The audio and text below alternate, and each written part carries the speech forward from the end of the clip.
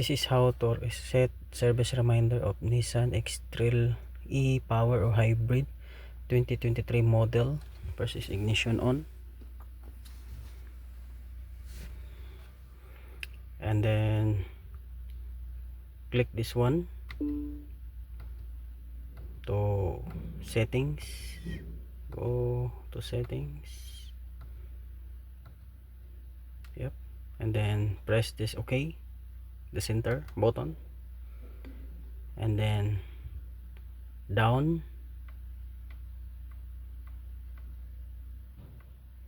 See, service maintenance, and then OK, service, and then reset. Press this one OK, down, yes, 10,000 kilometers, 1 year or 12 months.